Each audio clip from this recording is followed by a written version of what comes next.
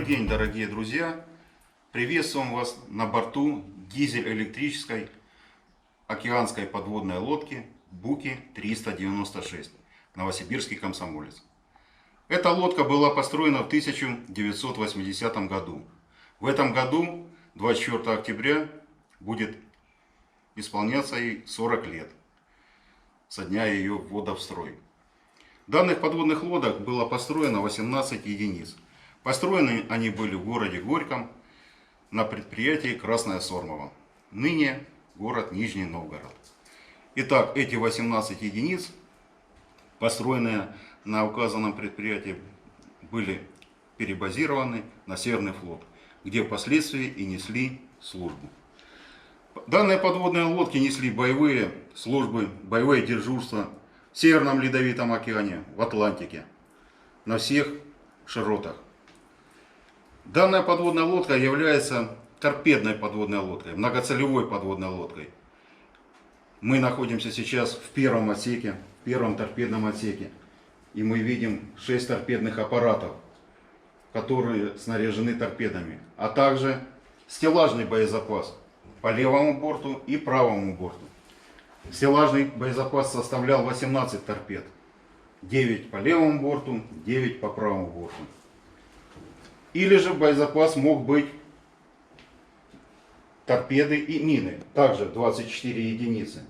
Или же боезапас мог быть чисто в минном варианте. То есть данная подводная лодка могла стрелять как торпедами, так и производить минные постановки. Предназначение дизельных подводных лодок. Некоторые задают вопросы, зачем же они были нужны. Эти подводные лодки были единственным видом подводных сил до 1957 года, до того момента, когда появилась первая атомная подводная лодка. И они существуют по сегодняшний день, потому что необходимость в них имеется, так как данный класс подводных лодок является малошумным, что позволяет обеспечить самый важный критерий подводной лодки – это скрытность. Помимо того, что первый отсек, торпедный отсек, является боевым, предназначение первого отсека также в том, что, обращая внимание, посмотрим наверх, здесь имеется входной люк и торпедопогрузочный люк. Для чего нужен входной люк? Через входной люк производится спасание личного состава. Личный состав одевается в снаряжение подводника ССП-60 и через входной люк первого отсека производится шлюзование наверх. Наверх выпускается буйвьюшка с мусингами, и личный состав снаряжения ССП-60 поднимается на поверхность. Также мы видим торпедопогрузочный люк. Через данный люк производится погрузка боезапаса. Как я уже ранее сказал, торпедный вариант или минный вариант, или смешанный торпедно-минный вариант загрузки боеприпаса. Итак, спасание личного состава производится в данном снаряжении ССП-60, в который входит гидрокомбинезон СГПК и аппарат, изолирующий ИДА-109М. В данном снаряжении подводники могут покидать подводную лодку с глубин до 100 метров. Как я уже сказал, при помощи и при использовании буйвьюшки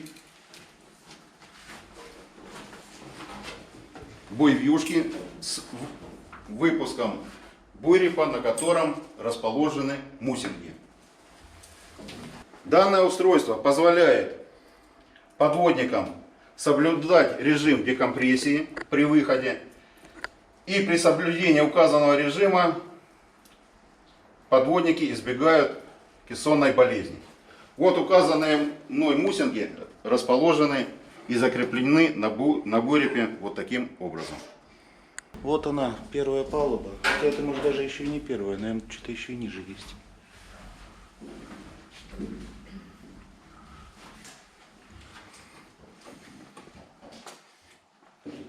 Здесь были, да, аккумуляторы. 2 ямы. Первая, вторая яма. А под нами уже ничего нет. Ну, трюм. Ну, трюм, ну то есть тоже там еще что-то есть. Трюм. Вот это задумка. Гениальная задумочка, которая планировалась. То есть лодка, здание музея, капитальное здание музея, часовня в виде маяка, переходы в лодку, вход, выход, изолированное, световое оформление, смотровая площадка, световое оформление. А вот здесь административное здание. Вот здесь находилось трибуны, административное здание. Это проект 2006-2008 года. Денег не хватило. Сейчас я свет погашу. Ага. Как? Боюсь, камера не возьмет. Чуть-чуть подсвечу. Так, сейчас мы.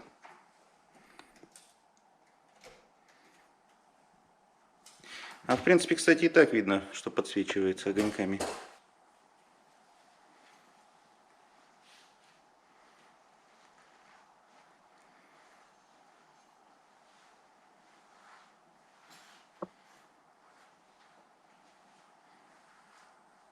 А здесь 2 отсека было или один вырезали? Здесь было 2 настила.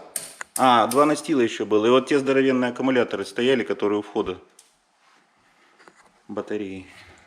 В верхней аккумуляторной яме личный состав обслуживал аккумуляторы, проходя в полный рост, немного пригибаясь. А в нижней аккумуляторной яме личному составу приходилось передвигаться на тележке. То есть матрос, мичман, офицер спускался на тележку, ложился, снимал ее со стопора и вдоль аккумуляторной ямы проезжал над аккумуляторами. При этом снимая показания, производя общий обмер аккумуляторов, температура электролита, уровень электролита, плотность электролита и напряжение на каждом элементе. И как часто нужно было ревизию такую делать? Ежедневно в 7 утра. В 7 утра ТО номер 1. Вот в фильмах часто показывают, что на самом деле это достаточно тяжелая и опасная работа была за счет испарения аккумуляторов. Да, выделялся водород. При достижении концентрации водорода в отсеке в трубопроводах вентиляции 3% получалась взрывоопасная смесь. Были случаи взрыва аккумуляторной батареи или взрыв водорода в отсеке. То есть надо было всплывать и сбрасывать водород или какие-то системы были предусмотрены? Производить вентилирование аккумуляторной батареи в надводном положении и в подводном положении. В надводном положении работали общесудовые вентиляторы, в подводном положении работали вентиляторы системы вентиляции по замкнутому циклу каждой аккумуляторной ямы. И там отсек. А что за отсек это? Третий отсек – это центральный пост? пост. Над То есть нами центральный пост. А здесь вот что было? Это был проход, гиропост. Размещались выдвижные устройства, которые опускались в трюм. Круто. Сейчас здесь технические помещения.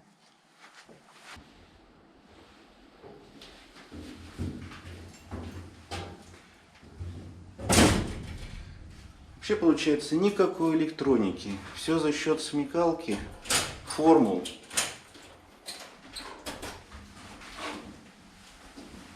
Это же получается пост управления торпедными аппаратами здесь вот это. Здесь вот эта начинка, как мне сказали, это золотой рыб. Вот этого не было ничего. А, то есть это Это да, это с других лодок поставили, просто заполнить вот этот вот объем. Ну правильно, здесь же. Это выдумка. Здесь были торпеды. Вот Ну да, что я глупости-то говорю. Тут же, конечно, торпеды должны были стоять. Вот. А здесь вот проход, вот он сохранился. Вот. И, по-моему, в первом отсеке тоже еще какие-то самые коечки были. То есть уже, Да, вот здесь тоже смена дежурила. Они как раз вот здесь и были. Они подвешивались. Навесные гамачки такие. Навесные, да.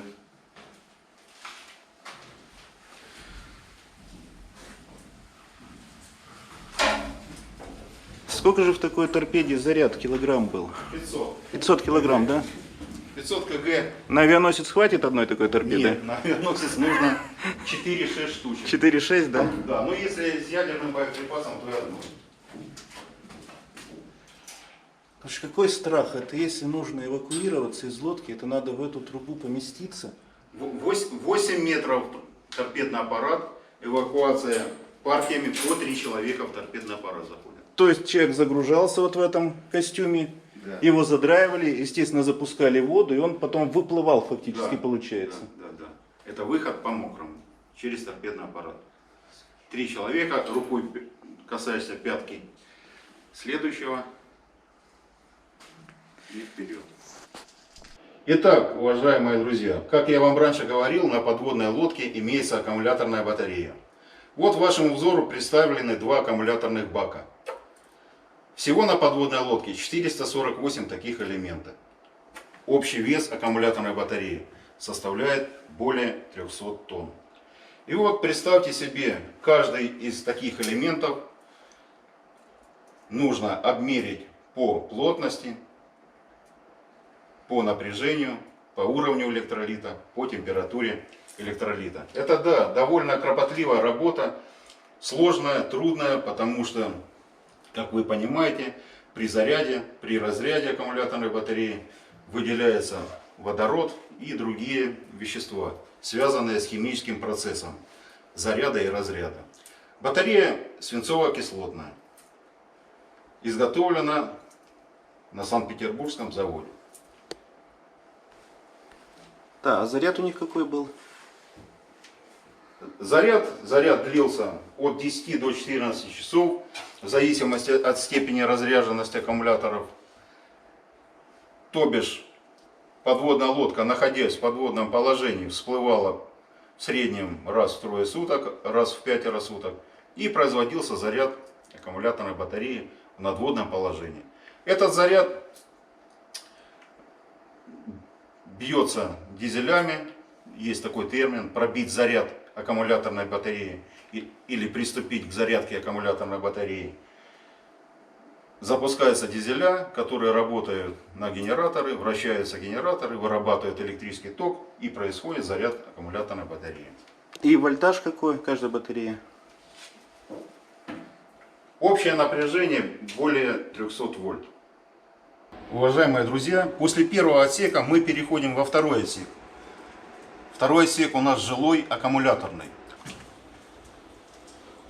Во второй отсек мы попадаем через такую арочную дверь. Фактически подводники из отсека в отсек переходили через вот такую переборочную дверь диаметром 800 мм. Итак, мы находимся во втором отсеке. Второй отсек аккумуляторный жилой. Почему же он так называется?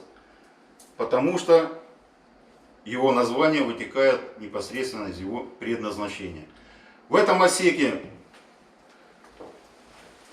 размещался офицерский мичманский состав и аккумуляторные батареи. Первая, вторая аккумуляторная яма, 224 элемента, которые располагались в аккумуляторных ямах в 2 яруса. Проходя из носа в корму, мы наблюдаем каюту командира корабля по правому борту, по левому борту буфетную. Буфетная, она же раздаточная. Отсюда пища раздавалась в кают-компанию офицерского состава. Кают-компания офицерского состава. Остановимся отдельно на этом помещении, потому что помимо предназначения для сбора офицерского состава, проведения совещаний, приема пищи, данное помещение предназначалось для оперирования личного состава. То есть начальник медицинской службы мог осуществлять операции, проводить операции в этом помещении. Оно переоборудовалось в мини-палату госпитальную. Обращаю внимание на этот стол. То есть этот стол предназначался, помимо стола для приема пищи, он являлся и операционным столом. Освещение. Бестеневые светильники, обращаю внимание. Сапфиры.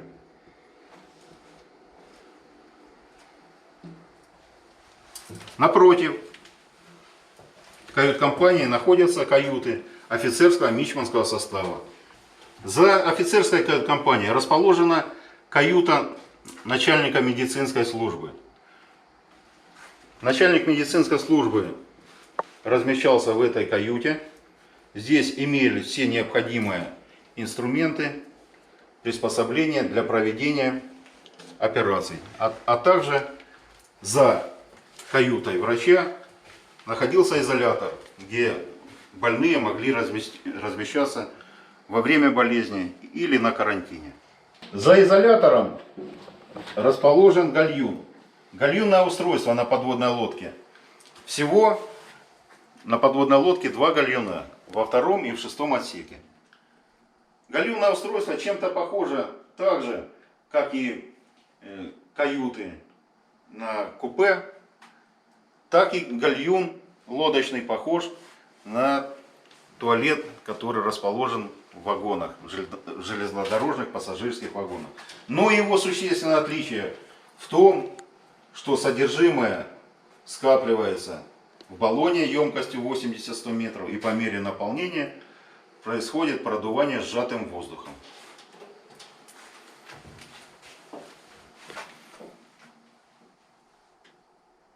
Теперь из второго отсека, из жилого аккумуляторного отсека, мы передвигаемся и перемещаемся в центральный пост, третий отсек.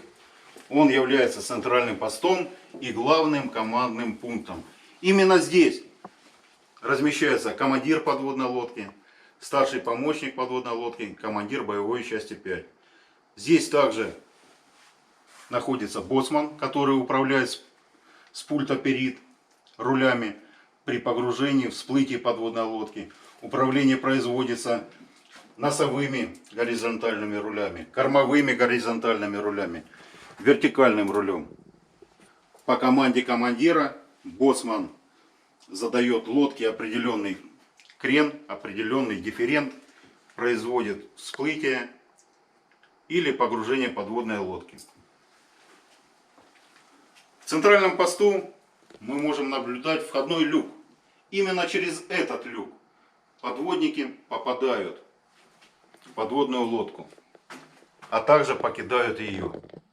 То есть, находясь на причале, по трапу, поднимаются на надстройку подводной лодки, затем ограждение боевой рубки, через верхний рубочный люк боевой рубки попадают в прочную рубку боевую и после этого в центральный пост.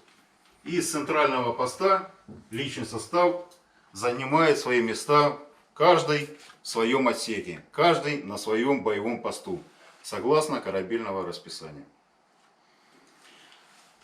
В третьем отсеке на главном командном пункте расположен пульт вольфрам, где командир боевой части 5 управляет подводной лодкой при погружении, при всплытии, а также управляет на глубине.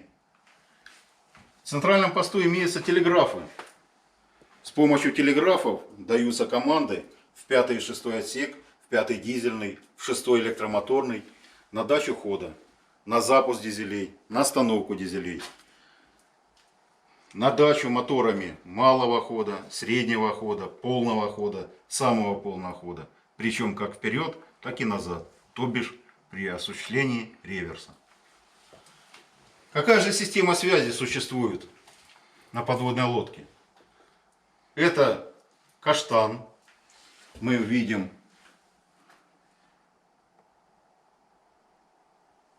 систему каштан. Корабельный телефон, аварийный телефон и непосредственно для управления движением подводной лодки, управления моторами и дизелями машинные телеграфы.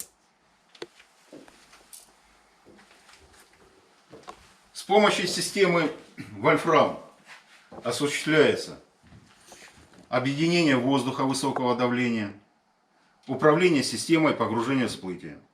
То есть открытие и закрытие кинстонов, открытие и закрытие клапанной вентиляции. При этом принимается главный балласт, цистерны главного балласта заполняются, соответственно, при погружении подводной лодки, или же продуваются, соответственно, при всплытии подводной лодки. Как же подводная лодка видит под водой? А подводная лодка под водой видит ушами. Мы видим по левому борту расположена рубка гидроакустиков. Именно отсюда гидроакустики видят ту обстановку, которая происходит в подводном положении. И да, они видят не глазами, а ушами. За рубкой гидроакустиков расположена штурманская рубка. Штурман отвечает за прокладку, отвечает за местоположение, за определение местоположения подводной лодки, дает рекомендации по курсу, по расхождению с целями. За рубкой штурмана расположена рубка радиометристов. Именно радиометристы, глаза и уши подводной лодки в надводном положении, а также на перископной глубине.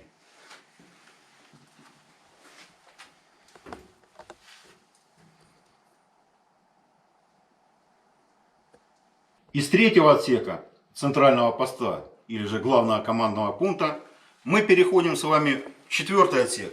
Он так же, как и второй отсек, является отсеком жилым, аккумуляторным. Помимо того, чем интересен этот отсек, в 70 сантиметров от 70-го шпангоута находится миддель шпангоут. То есть мы с вами находимся сейчас именно по центру подводной лодки. То есть 73 метра прочного корпуса делятся пополам и 90 метров легкого корпуса в этом месте, где я нахожусь, делятся ровно пополам. В этом отсеке расположены также камбус. Это стратегический объект, не побоюсь этого слова. Обращаю ваше внимание, какие агрегаты, узлы расположены, какие электрические печи, духовки. Представлен манекен кока. Вот 3 человека, старший кок-инструктор, старшина команды, снабжение на весь экипаж, круглосуточно готовили пищу. То есть завтрак, обед, ужин. Также к приему пищи привлекался личный состав других боевых частей. Это чистка овощей, чтобы ускорить приготовление пищи. А также в этом отсеке расположена рубка связи. Именно с этой рубки осуществлялся прием, передача связи, происходил прием квитанций, производился прием квитанций, и подводная лодка получала определенные команды, а также передавала на берег свое местоположение и состояние личного состава. Этот отсек, как и второй, аккумуляторный жилой. То есть по левому борту, по правому борту находились кают-компании офицерского и мичманского состава. А внизу 3-я и 4-я аккумуляторная ямы, в которой также находились 224 аккумуляторных элемента. По 112 элементов в каждой аккумуляторной яме.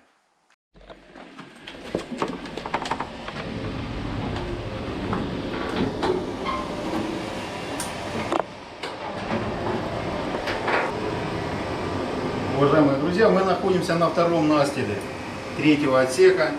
Это когда-то был проход 3-го отсека. Сейчас здесь технические помещения. Но что хочется отметить, у нас имеется действующая радиорубка. Сейчас в мире 5 подводных лодок, кораблей, которые когда-то были действующими боевыми подводными лодками и кораблями, на которых сохранились свои радиорубки и радиостанции. Чем мы можем и гордиться. То есть на подводной лодке в музее подводная лодка Буки-396 Новосибирский Комсомолец есть своя радиостанция со своим позывным. А позывной не подскажете для тех, кто захочет послушать в эфире лодку? Нет, Сейчас не подскажу. Ладно. Вот она, святая святая.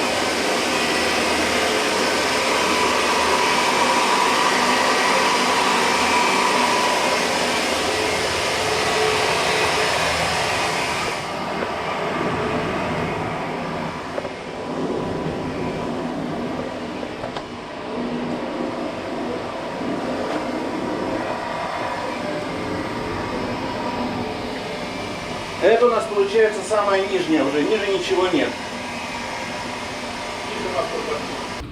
Из 4-го жилого аккумуляторного отсека мы переходим в 5-й дизельный отсек. 5-й дизельный отсек. Предбанник или так называемая выгородка дистанционного управления дизелями. ДАУ. Дистанционного автоматического управления дизелями. Итак, мы находимся в 5-м дизельном отсеке. В этом отсеке располагалось 3 дизеля. Дизеля 2D42М. Правого борта, левого борта и средний дизель. Правый дизель представлен вашему вниманию. Мощность дизеля 1900 лошадиных сил. Вес дизеля более 14 тонн. Частота вращения более 700 оборотов в минуту. Сколько же топлива загружалось на дизельную подводную лодку? На дизельную подводную лодку загружалось 487 дизельного топлива. Это практически 8 железнодорожных цистерн. Масло немножко поменьше, в разы, но все равно цифра существенная. 25 тонн масла. Как же добывался кислород, производился кислород в подводной лодке, дизельной подводной лодке? Мы знаем, что на атомных подводных лодках есть специальные централизированные кислорододобывающие станции, кислородопроизводящие станции. Как же кислород производился на дизельной подводной лодке? Вот эти устройства, называемые регенеративная двухъярусная установка, производила кислород. Она снаряжалась регенеративными пластинами в виде 64. И этой зарядки хватало для дыхания одному человеку на 64 часа или же 64 на 1 час. Вот в эти ячейки загружались пластины. РДУ снаряжалась очень аккуратно, с соблюдением техники безопасности, с использованием резиновых ковриков, перчаток, сметок, специальных совочков. Снаряжение этой установки занимало определенное время. При снаряжении личный состав был под контролем или старшины команды отсека, или командира отсеков. Следует отметить, что данная установка очень горючая. При попадании воды, ГСМ, топлива, масла, она воспламенялась, и потушить ее было практически невозможно. А точнее сказать, невозможно. То есть она горела даже в воде. Полностью погрузив ее в воду, потушить ее было невозможно. Она горела кислородной каверней. И пока кислород полностью не выгорит, эта установка не погаснет. Вода выполняла в этом случае только роль изолятора, теплоизолятора. Многие задают вопрос, что же это за такие щиты, что же это за ящики и что в них размещается. Это щиты аварийно-спасательного инструмента, который необходим для того, чтобы в случае возникновения пробоины и проведения мероприятий по борьбе за живучесть подводной лодки личный состав мог воспользоваться необходимым инструментом, который перед вами представлен. Также для заделки пробоин существует ряд раздвижных упоров 3 типа размеров: большой упор, средний и малый, а также наборы деревянных клиньев и деревянных досок. Они также представлены перед вами. И имеется аварийный брус размером стороны 10 на 10 сантиметров. То есть фактически, когда возникала пробоина, прижимали в любой упор. Еще были доски с куделю, мешки с куделю. доски по периметру обделаны тоже материалом. Пластыри были. Это все просто тут не представить. Ну и растянут тому. Ну, наверное, и спецсредства какие-то были. Может, а доской же долго это сам. Были, наверное, какие-то клеи особые, которые можно было там пробоину временно заклеить или... Нет, пробки были.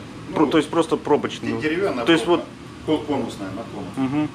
Из 5-го дизельного отсека мы переходим в 6-й электромоторный отсек. В 6-м электромоторном отсеке расположены станции управления гребными электродвигателями. Их здесь 3. Вашему вниманию предоставлены бортовые правого борта и левого борта. Внизу находятся главные гребные электродвигатели мощностью 2800 лошадиных сил. При помощи главных гребных электродвигателей подводная лодка осуществляла движение в подводном положении, а также при помощи гребных электродвигателей в режиме генератора производился заряд аккумуляторной батареи. Управление гребными электродвигателями производилось от станций переключением данного маховика. Соответственно, выбирался ход, соответствующий ход. Малый, средний, полный. Или же производился реверс переключением избирательного переключателя.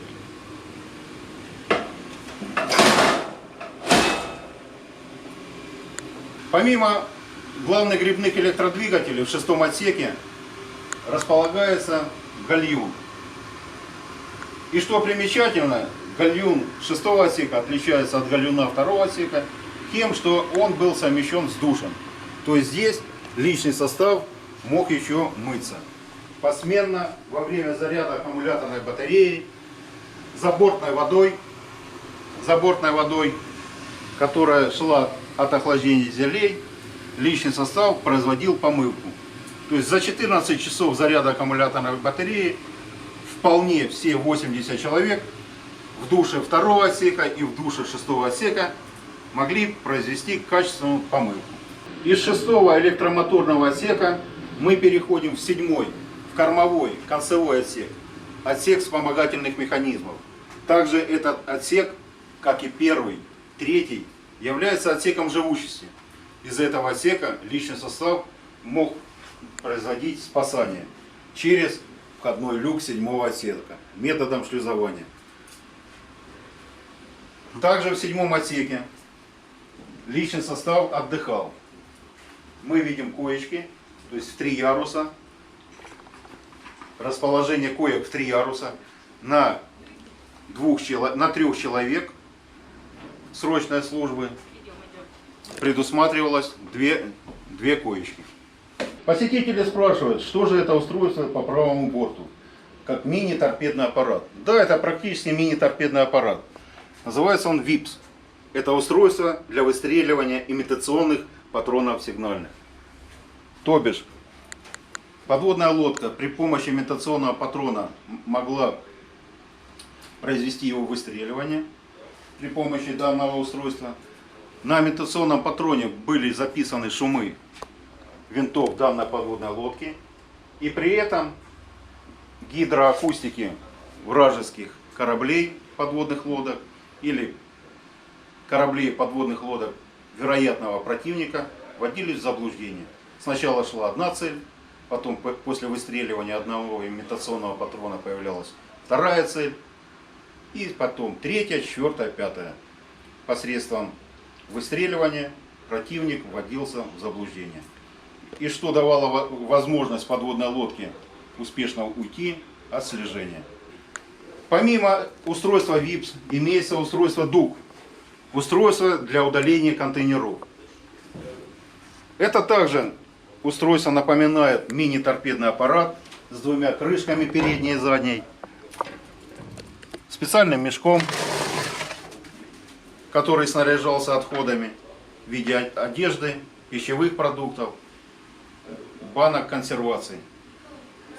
Мешок зачехлялся, загружался в данное устройство, задраивалась крышка и производился выстрел воздухом среднего давления. Данное устройство позволяло подводной лодке скрытно находиться под водой несколько суток.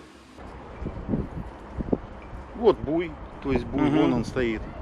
За буем Шу-200. Ну мы сейчас с носа пойдем. Ну да. Мгм. Шу-200, вон она. Красная ракета с отданными мачтами, кабелем-мачтами, готовая к взлету. Вот вырез за буем такой. Мгм. Контур. А буев, получается, два было. Носовой и кормовой. Носовой, кормовой. Ну там на схеме нарисовано было. Так, у нас вот Что случилось? флаг сорвало, да? Да, ветром его приуронило. Хороший ветер был. Ну, идем в нос, Да. а потом будем сюда. Где у нас? Это родное покрытие, специально, чтобы не скользить. Тут покрыто не родным 2 миллиметра, мембранным. А резина, 5-сантиметровая резина родная. Ну то есть корпус покрывался специально резиной. Это для уменьшения шумов, Для уменьшения шумов, да, и искажения. чтобы обманывать противника, чтобы звук другой был, да? Искажения, да. Всякие там кавитационные эффекты добавлять. Пол гидроакустики.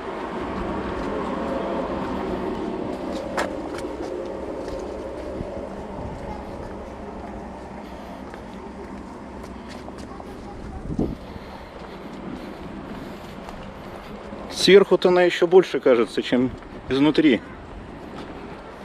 Да.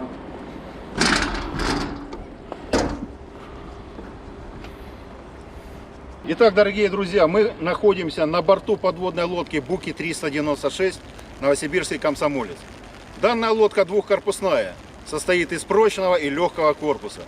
Мы находимся с вами на легком корпусе, на надстройке подводной лодки, а именно сейчас на носовой надстройке подводной лодки. В носу мы видим флагшток, на котором размещен гюйс, закреплен гюйс. Мы ощущаем под ногами резиновое покрытие. Данное покрытие специально было разработано конструкторами в 70-е годы, и подводные лодки после 70-го года начали покрываться резиной. Толщина резины 5 сантиметров. По всему периметру, по всей длине подводной лодки она покрыта этим спецпокрытием. Что же давало, что позволяло это спецпокрытие?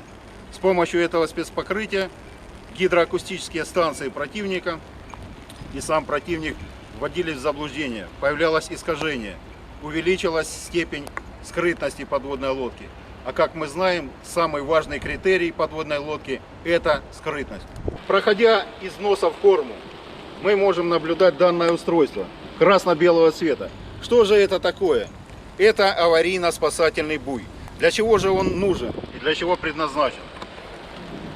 При случае, если подводная лодка затонула и лежит на грунте, из первого отсека и концевого 7-го отсека отдается аварийно-спасательный буй посредством разжатия кулачкового механизма.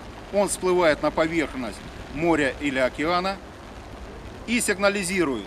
Первое подает радиосигнал, второе подает световой сигнал.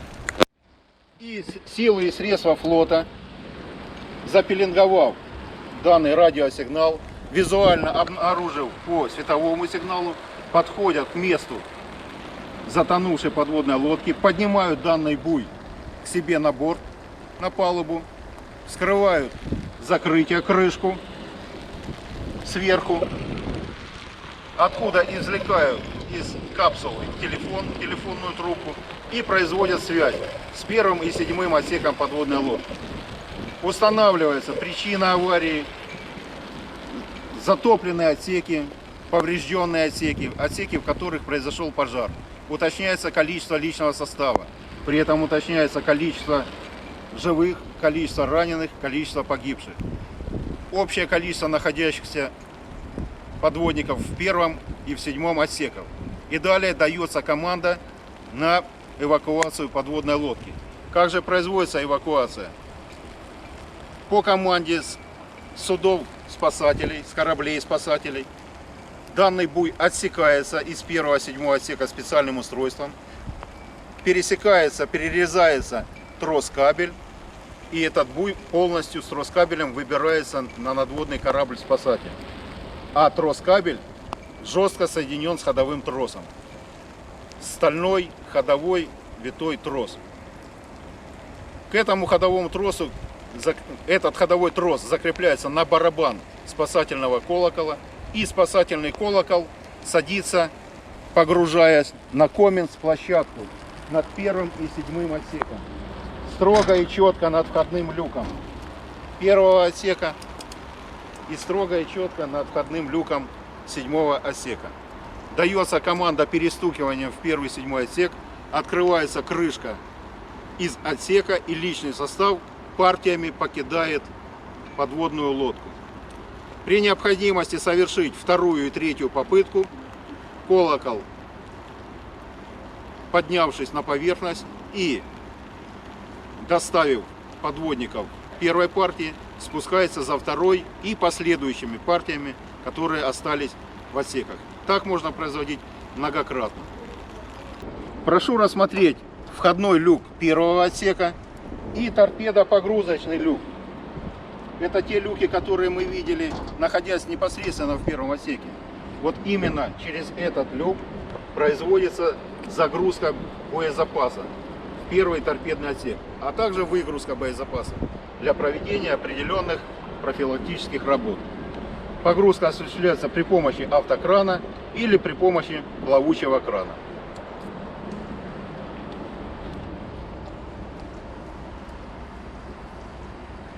Что же находится в этом месте? Это съемный лист над вторым отсеком. Таких съемных листов два над вторым и четвертым отсеком. Для чего же нужен этот съемный лист? Этот съемный лист необходим для погрузки и выгрузки крупногабаритных узлов, агрегатов и механизмов, а также для выгрузки и погрузки аккумуляторной батареи. Итак, многие задают вопрос. Вы сказали, лодка двухкорпусная. А для чего же эти два корпуса нужны? Первый корпус, он прочный. Это основной корпус подводной лодки, который выдерживает давление, рассчитанное на предельную глубину погружения подводной лодки, естественно, с некоторым запасом. А предельная глубина погружения данного проекта подводной лодки составляет 300 метров. А вот именно между прочным и легким корпусом размещаются системы и механизмы. Это сеть трубопроводов, которые проходят от баллонов воздуха высокого давления, которые также хранятся между прочным и легким корпусом. Их 54 баллона, рассчитаны на систему высокого давления, и давление 400 кг на сантиметр квадратный. Эти 54 баллона распределены в носовой части, в районе Миддельшпангоута, и в кормовой части подводной лодки.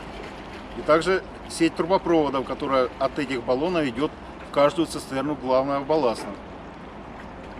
Здесь размещены система газоотвода, захлопки газовыхлопа, воздушные захлопки, трубопроводы системы вентиляции. Это сложная система проводки под подводной лодкой между легким и прочным корпусом. Также расположены якорное устройство, шпилевое устройство, целиком и в общем якорно-шпилевое устройство. На якорь вы обратили внимание, он в клюзе расположен по правому борту.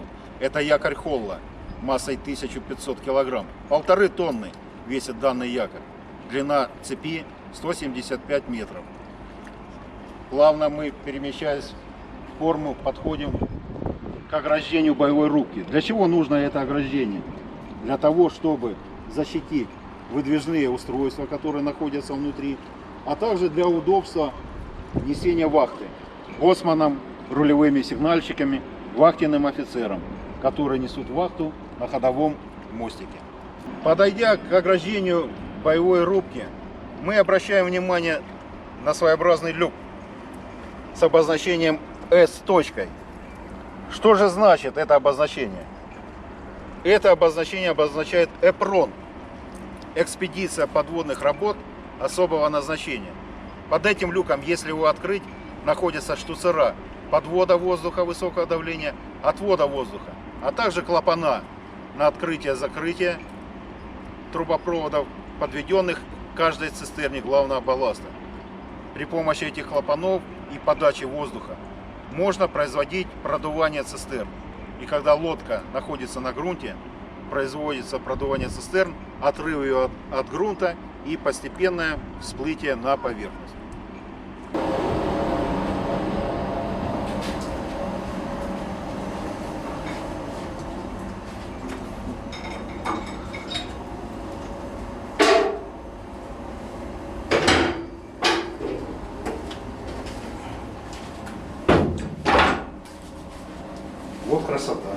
То есть именно так?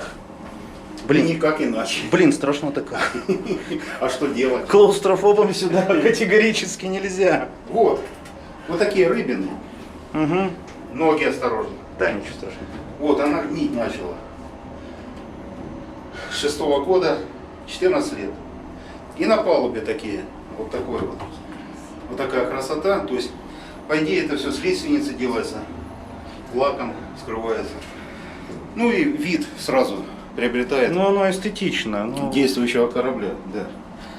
Вот, сняли, чтобы лекало, в качестве лекал использовать. ё-моё. 2 этажа вниз, 3. Так.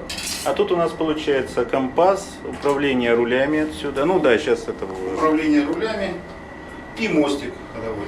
Итак, сейчас мы находимся в ограждении боевой рубки. Боевая рубка находится под нами. Вот верхний рубочный люк.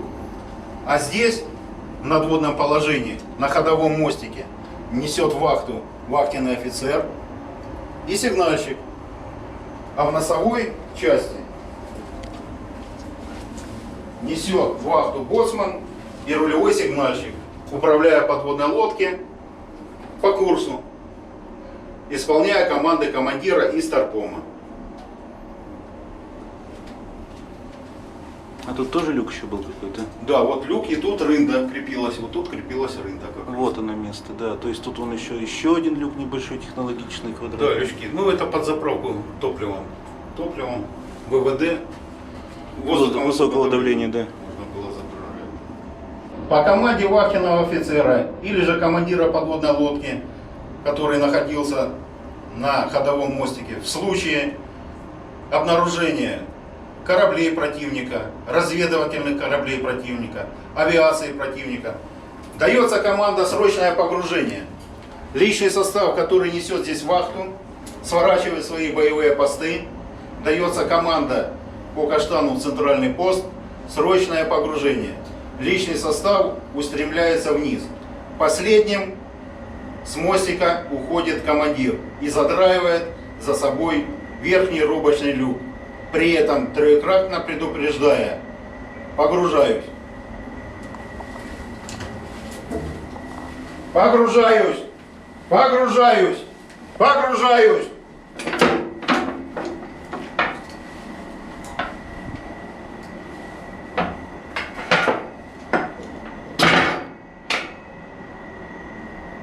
Погружаюсь. Погружаюсь. Погружаюсь.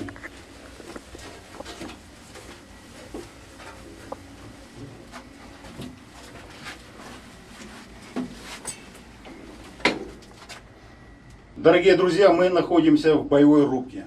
Это именно тот боевой пост, где несет вахту командир подводной лодки во время погружения подводной лодки, во время всплытия подводной лодки и при выходе в торпедную атаку с перископной глубины. Рубка прочная, она не заполняется водой, в отличие от ограждения рубки, где мы ранее с вами побывали. Здесь расположены два перископа, командирский и зенитный. Командирский необходим командиру подводной лодки за наблюдением за надводной обстановкой, зенитный за наблюдением за воздушной обстановкой, а также для определения штурманом местоположения подводной лодкой по небесным светилам. То есть можно даже было по небесным светилам расчет сделать, как по-старому как-то астролябия называлась, господи, секстант. Секстант. А кстати, вот, поделитесь наукой морской. Вообще моряки, что подводники, что... Ну вообще моряки умеют с помощью секстантом пользоваться или... Значит, пользуются и на дизельных лодках пользуются. На атомных уже все. Антенну кинули, космос, все. С космосом блин. Поэтому те, которые к нам приходили на выход в море, смеялись, конечно, вы что там еще под парусами на веслах. Вот. А штурманская школа, ну я-то не штурман, я механическое заканчивал училище в Царском селе, да, город Пушкин, Ленинградская область. Ленинград, не область, а Ленинград это, Пушкин, напротив Екатеринского дворца. А штурмана, да, на практике, то есть у них пользование всеми средствами, секстаном, в том числе курвиметром. Вам нужен курвиметр? Нет, я женат. Не дай бог, произошла какая-нибудь заваруха общемировая. Группировку спутников вывели из строя. И как, простите, вы будете координаты влиять? Секстант, звезды, старым методом. Старым дедовским методом. Только так. Поэтому дизелисты в этом плане отработаны. Они как, Жизнь они как Колумб поставили. могут в кругосветку на подводной лодке по звездам идти. Да. А томоходчики приходят распальцованные. Это. Понятно, что их тоже жизнь. И они в этом не виноваты. Их обеспечили определенными средствами. И они, как говорится, о камне и палке забыли.